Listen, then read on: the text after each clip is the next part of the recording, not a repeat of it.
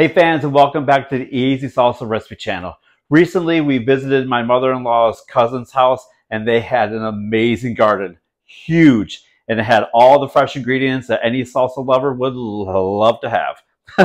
So they had jalapenos and we did some amazing jalapeno picking there too. I posted a video last week with the jalapenos we got. They are amazing. They are stressed. Let me just show you real quick what they look like. They are stressed, as you can see right here. They are red. These guys are ready to be eaten. They're going to be hot.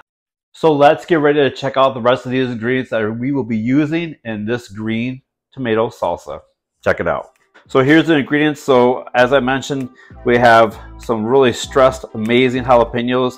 I have 3 right here. I'm probably going to start off with 2. I'm going to cook them all, but I'll start off with 2 in the blender, and if it's the good heat, I'll leave it. If not, I'll add that 3rd jalapeno in there.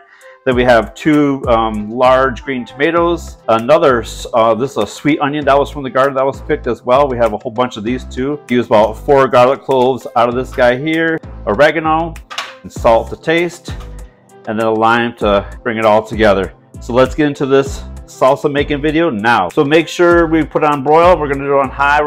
Don't mind this huge pot on the stove. My mother-in-law made an amazing pozole. Comment below if you guys ever had pozole. Okay, so here's all the ingredients laid out. I cut up the tomatoes into quarters. I did cut the sweet onion into a half. Took off the tops of the jalapenos.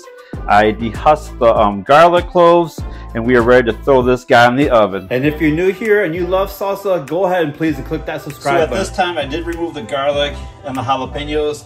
I am leaving on for probably another 5 minutes the tomatoes and the onions. So oven is off and we are ready to remove, whoops. We are ready to remove all of our ingredients now. Let them cool for a minute. Oh yeah, these look fantastic and they smell super good. Oh man. Okay, all the ingredients are in. It is time to blend. We'll probably start off with a slow pulse. Then I think on this one I want this kind of be kind of chunky. So let's do it.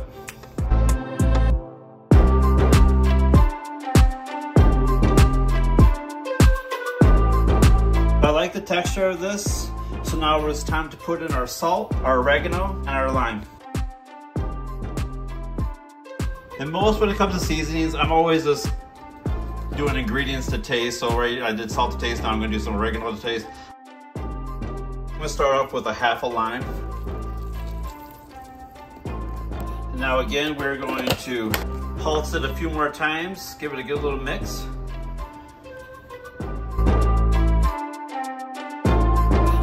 All right, so it's that time of the video, guys, where it's chip tasting time. And tonight we are using some Tostitos chips. And not my favorite, these are kind of thin, but... We can't find any El Matadors anywhere. What the heck? Come on. I don't know. But let's go for the first chip. That was my wife, Sara, if you didn't know. I'm sure you knew. So let's go for the first chip. Ow!